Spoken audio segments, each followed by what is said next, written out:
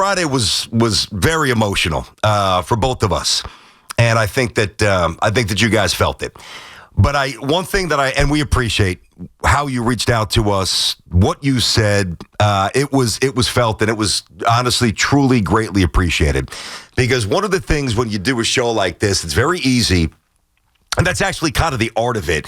You almost don't want to think as if you're speaking to an audience. You just want to have a conversation. And I think that that's something Sal and I were pretty good at. And when you do that, though, right, you almost forget how many people that you do speak to and how many people that you do touch.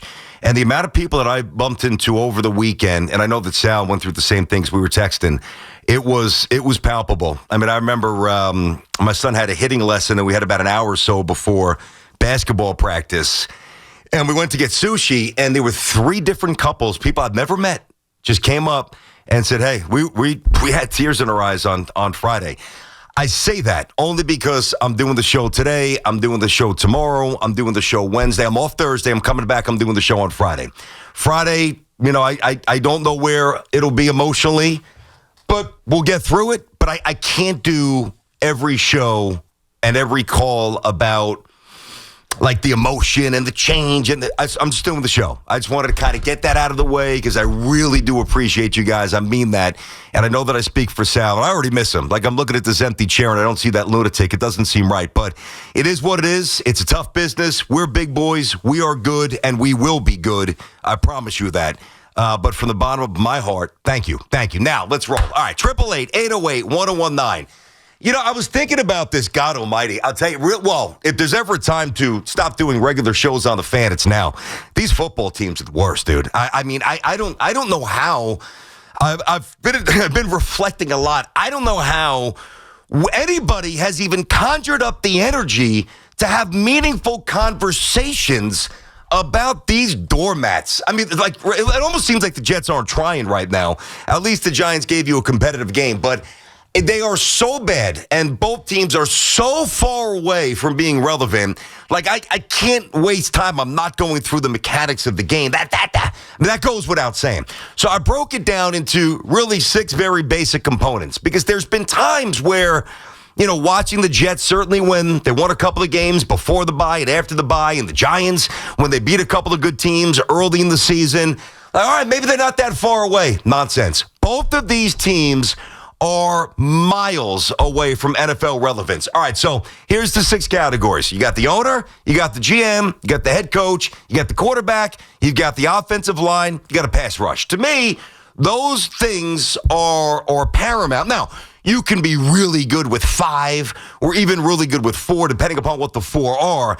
But when you look at both of these teams, I mean, does either team have more than 1? You think about the ownership. And the Giants have been a wayward mess for a long time, and Woody hasn't done a damn thing. So Woody is awful, and the Giants ownership has just disintegrated into whatever. Nope, not a check in that column, either team.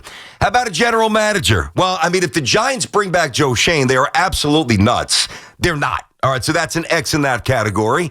This is probably the thing that's best about the Jets here. I think Moochie does have a chance to be outstanding, but it's early. And until you actually find a quarterback, I can't go bonkers on that. All right, but at least that's a possible check. Head coach, I have no idea about Aaron Glenn. Obviously, the Giants are looking for a new head coach. The Jets, no quarterback. X, I love Dart. That's a big check. The O-line, I think that's fairly favorable for the Jets. Giants been better, but not good enough. And the pass rush, the Jets absolutely non-existent. And the Giants is okay. Should be a whole hell of a lot better given the money and the resources they devoted for that. So, I mean, you look up and down the roster. It doesn't matter if you lose a tight game. Wow, they almost beat the Commanders. Who cares? Almost beat the Commanders. Big damn deal. Even the Jets, right? When you had that ridiculous penalty on Isaiah Williams, he is a stud. Can you get him the ball? Can you throw him the ball? Can you put him in the slot? Can you design some plays for him? But even when, like, the Jets were trying to fight back and claw back, I mean, there is just nothing to root for. Nothing. It is utterly depressing. I can't wait for this football season to be over.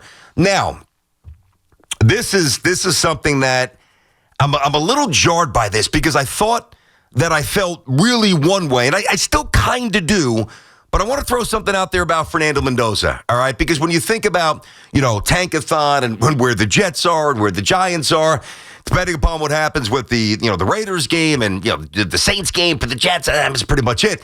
There is a really good chance that the Jets will have a chance to trade up with the Giants to get that quarterback. Now, the conversation, and at first I was like, oof, that is not a name that I want to hear, right?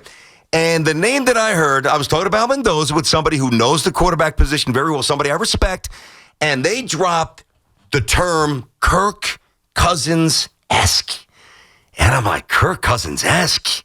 I mean, there's no way I'm moving mountains for Kirk Cousins. Now, I don't know that I fully share that opinion on Mendoza because I just think he's a little different. I think he's that similar moxie. He's bigger, he's stronger, I think he's got a better arm. I know he's a better athlete, not by a wide margin. I'm talking about young Cousins. But even something that I thought was fairly easy to read, like what are the Jets going to do at the quarterback spot? I don't really know. I don't know because the one thing that they can't do. Right, there's a couple of things that can happen. Like the Jets cannot move up 2 spots, 3 spots, 1 spot with a boatload of prime draft capital and make a move for a quarterback that they like. Like if you're moving draft mountains, you better love. And they very well might bend those. They might wind up loving him. I know they like him now, but there's still much more of the process to go. So that's something that worries me about that. And then the other thing, when you look at the Giants, like just certain things that can't happen, under no circumstance can you run it back with Joe Shane. I mean, we have yelled about this. We have talked civilly about this. I mean, how many times you have to exhaust this topic? There is nothing else to say. Like sometimes you got to look around the room. You got to realize it didn't work out. And you've got to put on the big boy pants and move on. That's it. And I think they're going to. But if they don't, man, oh man, it's...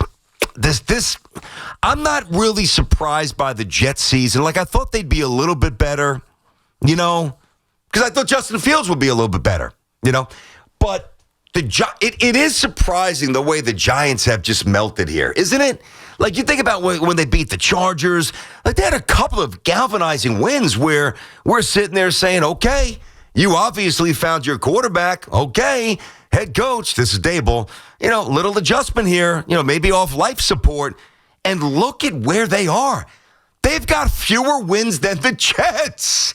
It is just awful. And then, as what stinks, you contrast this with the rest of the NFL, right?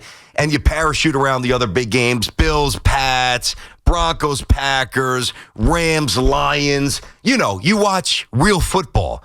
And it makes you miss it more. It aggravates you more. It reinforces more just how much a disaster both of these franchises are. And the very blunt analysis is that there's no quick fixes. It's not the NBA where you make a trade for a star or you draft Tim Duncan or Ewing and your fortunes are reversed. It just doesn't go that way. So we are in for a bit of a slog here, and I think you guys know that.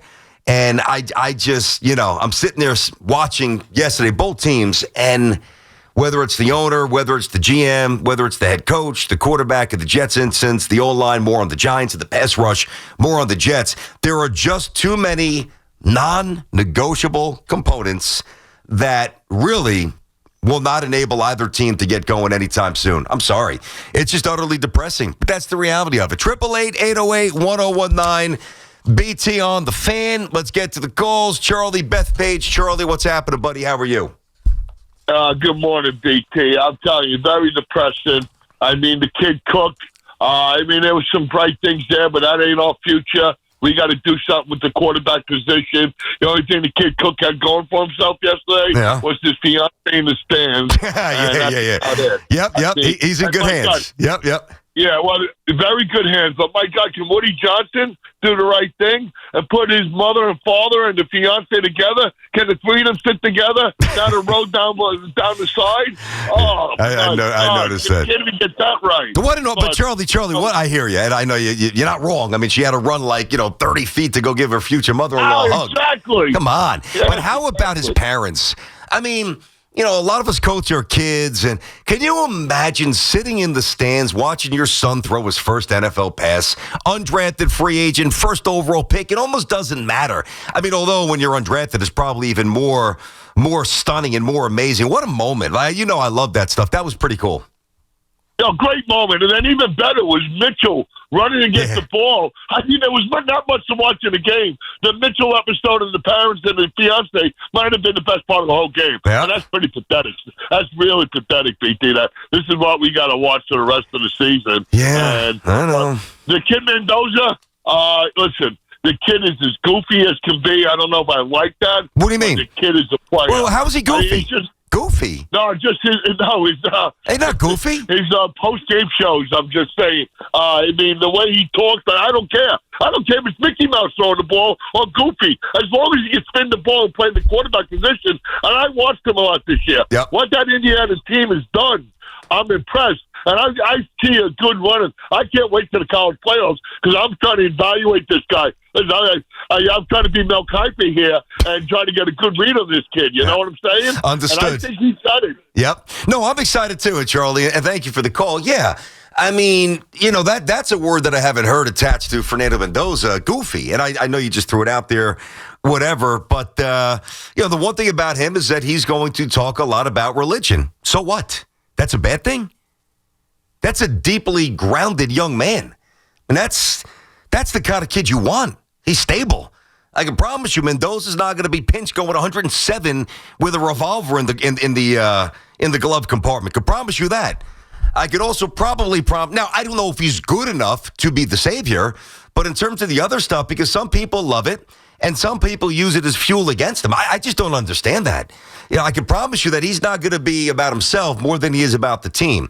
He's not going to be a me guy. I highly doubt, if he's with the Jets or wherever he goes, when he goes out there and a wide receiver drops a pass or runs the wrong route, I can promise you that he's going to shoulder the burden. He's going to put the thumb to his chest. He's not going to point fingers. I think he's an amazingly well-grounded young man. So that, to me, character, he might be the highest character person in the entire draft. I just got to make sure he can play at the level required, obviously, to elevate the Jets if they make the move to get him. If they're even in a position to do it, because if the Raiders had the first pick, the Raiders are going to take him. 888-808-1019. Let me get Justin Floral Park, the fan. Justin, what's happening, man? How you doing today? BT, how are you, brother? Good. Hopefully I'll see you tomorrow at Tonaseca. Yes, sir. Looking forward to it. They're making a huge mistake. I hope, whatever your future has been, I'll be following you on the Instagram with you doing your stuff with the kids. Appreciate that, Just like buddy. me coaching my kids. Wish you all the best, brother. Thanks, How man. about my Buffalo Bills with that signature win, man? I mean, 21-0 down. It looked terrible. Yeah. BT, I dream the impossible dream. Will this team get to a Super Bowl this year? I mean, there's no Mahomes. Yeah, no. No Lamar. And no Burrow. I mean, come on.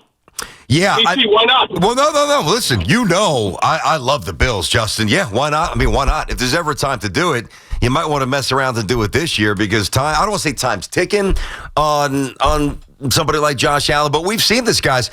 There's a real reason and there's real truth to being able to make a run when a quarterback's still under his first contract because that allows you to build out the rest of the roster. The problem is once you start getting into that second contract, which Josh Allen so clearly is and deserved, well, now a lot of the resources that allowed you to build out a terrific team around them, you got to start slicing here, slicing there. And I don't mean you slice your star left tackle or your wide receiver one or your stud tight end, but, hey, that nickel corner that did a pretty good job, maybe somebody overpays, or that second or third safety that you kind of trusted, maybe somebody gives him a little bit more money than you can, or offensive line depth, whatever it might be. That's what happens. So when you hear about teams talking about the striking when it's hot and the window is there, I don't really know what the Buffalo Bills window is moving forward. I would look at the Patriots and say, well, even though, Drake made some mistakes yesterday, the Patriots are going to be here they could be here for a decade between their coach and their quarterback. The Ravens, all right, good win, whatever, forget about them. The Jaguars are an interesting team. They're beating some bad teams, but they're red hot. The Texans are tough. Let me put it this way. In terms of specific to his question, why can't the Bills get to the Super Bowl this year? Well, they can. That's the short answer, right? Can the Broncos beat them? They could. Can the Jaguars beat them? They could. Can the Texans beat them? They could. Could the Patriots beat them in a rematch? They could. So while I'm not going to sit here and say they couldn't get there, I love them. And I'd love to see, it's crazy because they're in the Jets division, but I would love to see Josh Allen become a Super Bowl champion. I really would. I love the guy. I love the way he plays. I love what he's about. And really, sure, I wish the Bills were in a different division, but I've got great love for the Bills fans because in a lot of ways they're like us. Only they're, 400 miles north and, a little bit of a different way of celebrating tailgates, jumping off, RVs and into tables and lighting them on fire. But they are frustrated and they're all in. I mean, before this little renaissance here, they were us. They were the Jets. So I think they're very relatable. And, Allen, he's got a chance to be an old-timer. He's got to pop through. 888-808-1019. Of course, by the way, inside of our Town Fair Tire studio, I've got to do all these reads now that I haven't been doing there, Dove. How about I just give Hoff a lot of reads? I don't think doing a lot of reads this week, unless I'm getting paid for it. Our friends at Town Fair remind you that you always get the guaranteed lowest price on name-brand tires from Connecticut to Maine. Nobody beats Town Fair Tire. Nobody. Andrew's in Eastchester. Andrew, what's going on? Hey, BT, how are you, brother? I'm good. How you doing? Doing all right. We're roughly the same age. We're both MAC alums. I had a cup of coffee with the Siena football team. I don't think in my lifetime, our lifetime, that the Jets and the Giants at the same time have been this bad. I mean, we're having hypotheticals about them making trades for the number one overall pick. As a lifelong New Yorker, as a football fan, it's pretty jarring to see. Yeah. Tell me about it, man. It is as depressing as it gets. I mean, really, I was sitting there yesterday thinking about this, and quite literally, so this might strike me or might apply a little differently for me than for you.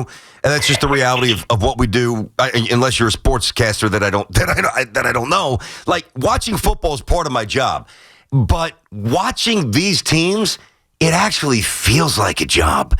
Like one of the best things about doing what I've done is that, there's work, and as evidenced by what's happened the last week, there's real pressure and there's real consequences, all those things that we've talked about. But it's fun and it's amazing and it's something I always wanted to do. But I'm sitting there, especially the Jets yesterday, like I didn't even want to watch the game. It's awful. Depressing. It really is, man. And from the Jets, at least the Giants have Dart, Andrew. Thanks for the call. At least the Giants have a quarterback. Now, is he going to stay healthy? Who's going to coach him? There's a million variables with Jackson Dart, but, the Jets can't even stumble upon a quarterback. The Giants got theirs, and they didn't stumble upon it. They proactively pursued him. And that's going to be a parting gift from Dable, who was the lead voice there, and eventually from Joe Shane, because, say what you will about Joe Shane not really being fully aligned with Dable pertaining to the move to get Dart. He's the general manager. He could have said, you know what, I get it, but I'm not feeling it the way you are. I can't do this. He did. He acquiesced. So it's funny because Gettleman, who was getting harpooned all those years, he left you a couple of good gifts, some really good Andrew Thomas, obviously Saquon, and some other things that he did fairly well. And this regime, which is about to be, I believe, a fully new regime very soon, they too have given you some pretty good parting gifts, but yet they just can't build it together. It's absolutely insane. 888-808-1019. It's Brandon Tierney on the Fan. We'll get back to, obviously, the call's just getting going. I've got some baseball stuff for you here until 2. Evidentiki at that point. But we'll come back. We'll get the football calls. Football primarily first hour. Want to get into Polanco. Way too quiet on the Yankees. But now you're hearing about maybe Michael King, which to me is odd. Yanks, how about you get a stick? Unless it's like Michael King and a position player. If this pivot is to pitching and no players, well then it would be utterly confounding. So we'll get to baseball as well a little bit later. BT on the Fan.